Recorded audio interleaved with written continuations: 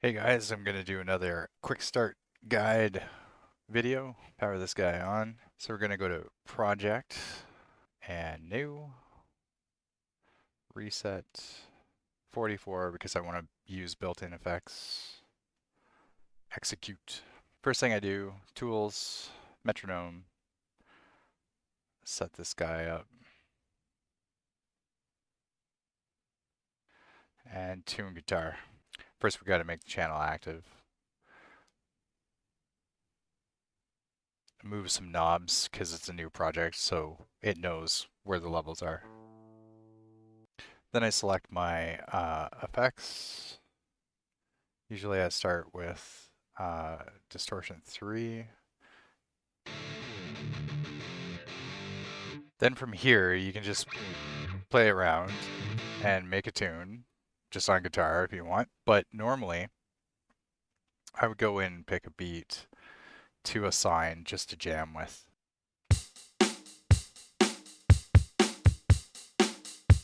There we go, just a nice rock beat. So we hold assign, put it down to number 8. You don't have to use number 8, you can use whatever you want, but I put my drums on 8, my guitar is on the 1, 2, 3, 4, etc. We give our drums some volume. There you go. Just jam to it and come up with something. Okay, so I think I just came up with something. So I'm going to jump around in the video because I like just trying to get to the point. So I'm going to do Pete 35 for my main guitar on track 1. Okay, so I've got something that I want to record now. And I was just playing along to it with the drums. And the default tempo is 120. I haven't changed that. You can if you want. You can adjust the tempo, but I'm just going to keep it at 120 to be nice and simple. So I'm going to go ahead and record my track 1. So you hold record and you hit play. And I set it up for the first 4 clicks is my intro, like my count in. So after the first 4, then I actually play.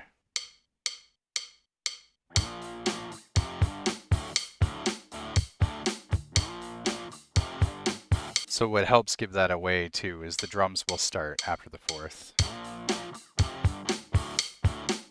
There we go. So I put something down, just nice and simple. So it's just like a verse or an intro or whatever. No chorus, no structure or anything yet. Just put something down so we can play with it.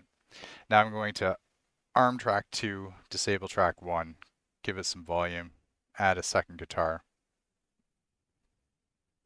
So the first one was Pete 35. Now I'm going to do distortion number 3 as my fully panned left guitar. So pan and track 2 all the way to the left. And we'll try this again.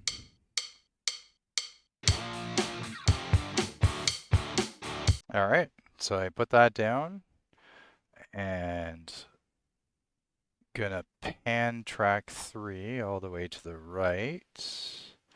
Give it some juice. Change the effect to 21 guitar. And put in my stereo guitars.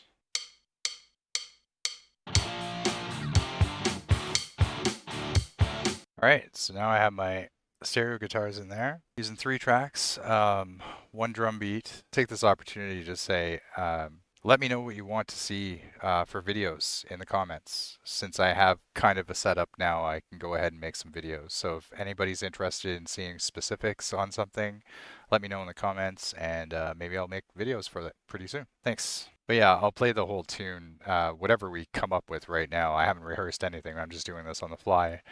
I'll play it at the end. So I hit this button here to go back to the beginning. So if I hold fast forward or jam on fast forward and hit this button, it goes back to the beginning. Another one is holding stop and hitting rewind at the same time. That's another way of going back to the beginning, whichever way you feel comfortable with. Sometimes editing a rhythm, you have to use this method to go back to the beginning kind of thing. So it's a good little tip to know. If you want to adjust the brightness of your LCD, You can do that here or totally take it off or adjust it. It goes up to 8. That's in there in the system. Always hit exit to go back. And this is usually your enter button. Exit, enter, and your regular navigation arrows. So one thing I didn't do is usually when I go into rhythm, I also choose a kit. So I'm going to choose the sound of the kit now. We'll try Studio, see what it sounds like.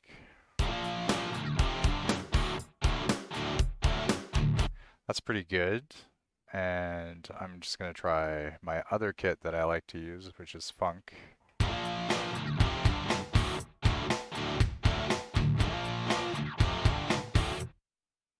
Yeah, either or. I'm probably going to do the rock one. Or the studio one, sorry. There we go. Now, something else that I do, because you do a little bit of something and you level it out and it sounds pretty cool. Now I want to hear it what it sounds like with some mastering on.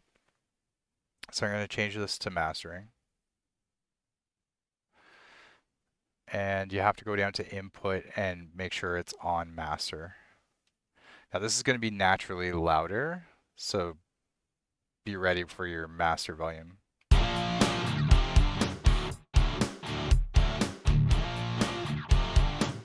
But of course, if we're continuing to build the song, we can't leave it on mastering because I want to use the effects. That's me using a built-in drums. What I can do, I'll show you a little bit of tricks right now. So this is a preset drum. I'm going to edit and I'm going to copy it to the free track that's available. So I'm going to use this little spinning wheel to go up to 472, because 472, as you can see, is the first empty drum slot. So I'm going to say that, yep, that's what I want. Execute. Now when I exit out, it's in the 472. The reason why I did this is just so that it's easier for me because I know I have my drums now. So like this guy, I'm going to go ahead and just assign again to track 8. But also I'm going to edit and I'm going to copy it to the next one, 473. This way, I have 2 of the same drum beats now. I could modify this one. And so that's what I'm going to do. I'm not sure what I'm going to do yet, but we're going to modify something. Okay, so this whole beat has closed hi-hats. What we can do is just like open the hats the whole time. So let's find the hats. So I'm going to go over this one. It's saying closed hat and kick down here. And just because I'm familiar with it, the top one is my kicker. I know that. So I'm going to delete those.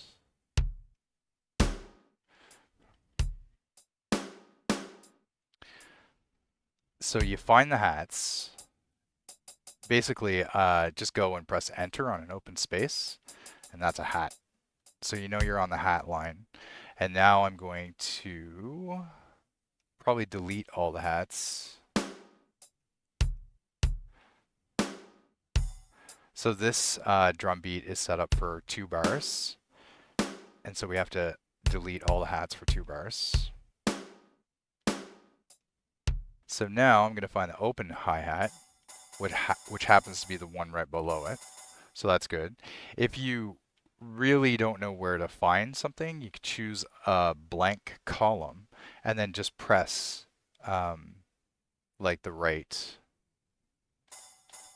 button that you want and then scroll down until you see it there. Then you know that's the hi-hat line. So we have one open hi-hat there, but I'm just going to continue with keeping the spacing the same. But all open hi-hats.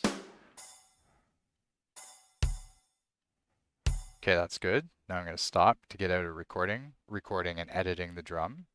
And I'm going to do that little trick to go back to the beginning or make sure it's back to the beginning. So what I'm going to do with this as well, let's make it crazy. The second line down, the 1, 2, is a snare. So I'm going to go to the end of the bar. I'm going to make it like a crazy snare. So I'm going to put all these snares in here. Maybe I'll put one there and delete this guy. Okay, so one thing I really like doing is you take your little wheel thing here. Now it's like a half hit, like a quieter hit. So I'll show you how I do like some fills.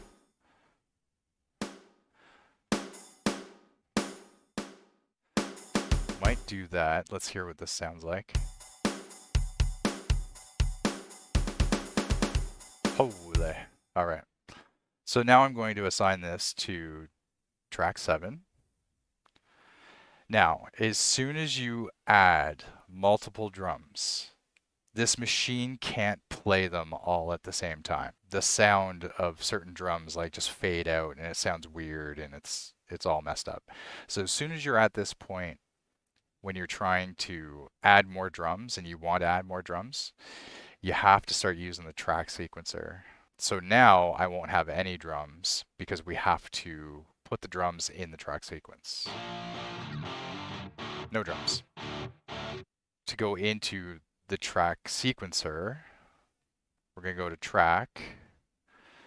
I always hit 8. You don't have to. You can take any track. It doesn't matter. And we're going down to the bottom to track sequence.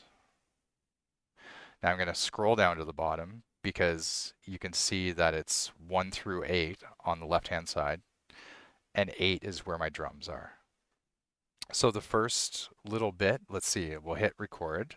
Record means I'm going to start editing. So it puts that in for 2 bars. And so we're going to do that for 2 bars, and we're going to do a couple of those and some of these. Okay. So the bottom one, the 8, is my main drum here, and then the 7 is this next drum. Let's see what that sounds like. So that's 1 bar. This is the end of 2. Now we're into the open hi-hat.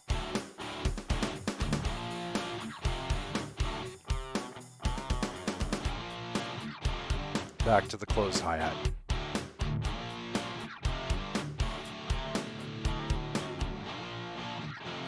My drums ran out, so I'm going to go back in there and take a look.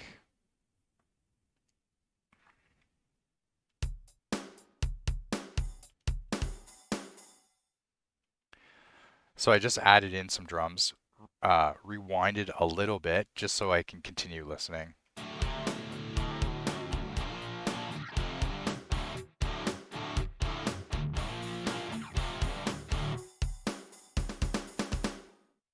And then the drums end, but of course I ended earlier. So let's see what we can do. So this is a good example too, actually.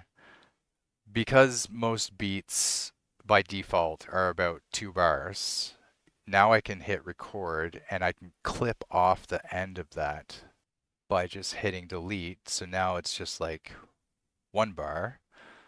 So I don't think that's going to be good enough. Let me rewind a bit. Oh no, it is. It is good enough. Okay, cool. So I know I'm probably going through this pretty quickly, but it kind of gets you an idea of just jumping in and putting down a couple of tracks. Might not be able to see these colors that well. I apologize for that. Okay, I'm going to go back to distortion and I'll choose 16. Let's see what else we can do with this. So I'm going to arm track 4 and into record. And then now track 4 is, it's kind of like a lead-ish thing with a bunch of delay and echo and stuff. This is great. Like at this point, you can use this just to like play and just practice soloing over whatever you want to do.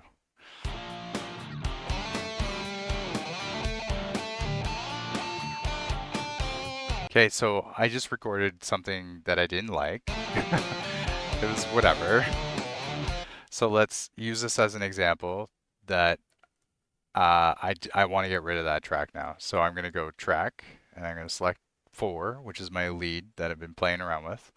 I'm going to go up to the top to take, press enter, enter again on file, and press up to go all the way down real fast. Enter on new take. There you go. My solo is nuked. And then you can just keep playing over in play mode just to keep practicing. And then when you're ready to go, hit record and play again. Put your solo down. So just a disclaimer, I'm not a lead guy. I like messing around with lead, but I'm not really that great with it. Okay, so I got some lead down, but there's a part which I don't really like.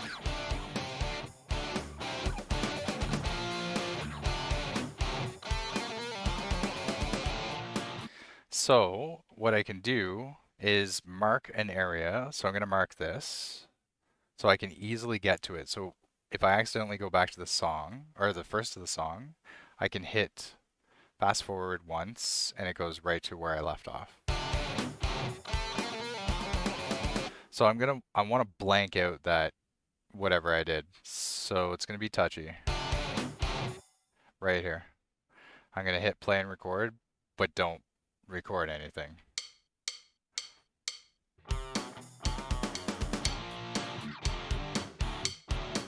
There we go. So then I did this little thing. And now I just blanked it right out kind of thing, right? Took out something that I didn't want in the solo track. Thinking about changing the drums at the end. So if I go back into track sequencer,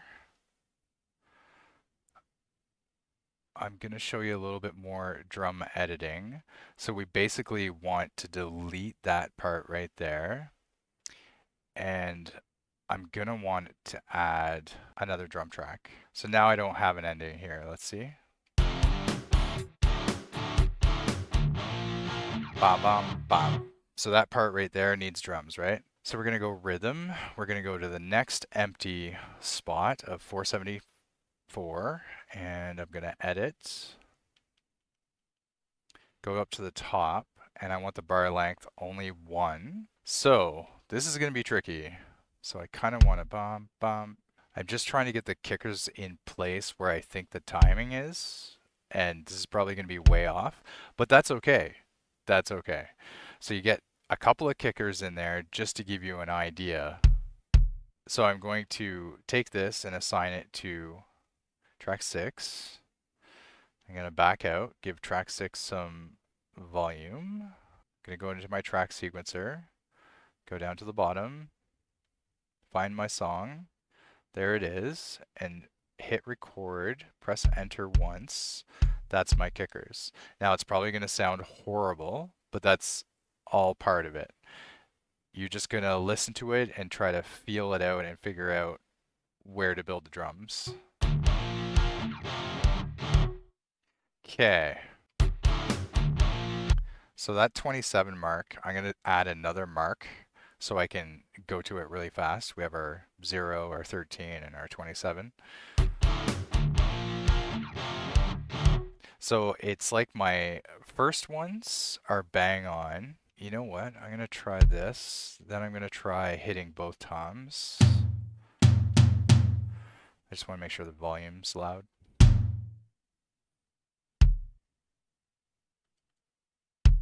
Yeah, you know what I could do? Let's try toms on this guy too. And try a snare.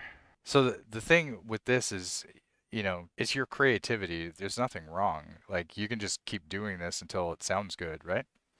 And that's what I love about this machine is like you can just sit here and do whatever you want and make it perfect, Take your time with it.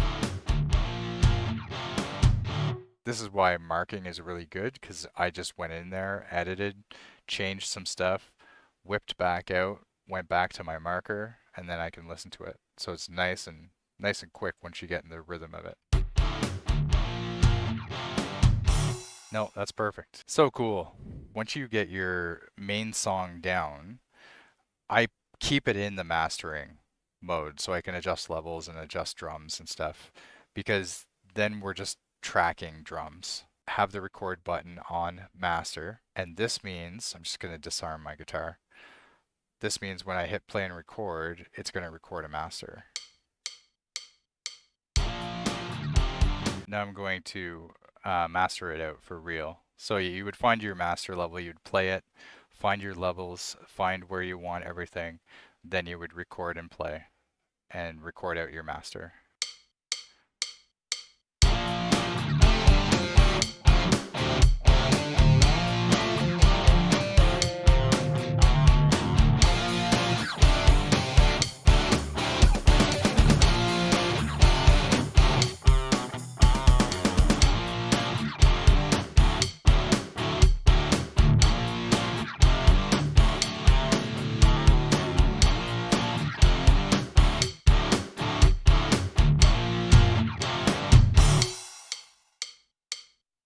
There we go. Then you power off the unit. This is what I do. And I take out the card and I throw it in a card reader. Let's see if I can get that.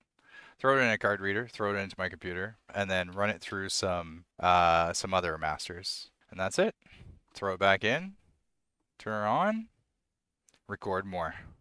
Well, thanks for watching. Really appreciate it. Thanks for all the subs that are coming in. It's wild. Thanks for all the views. Leave a comment. Let me know what you want to see next or what kind of tutorial videos you want me to do. I'm more than willing to do that for you. Thanks. Bye.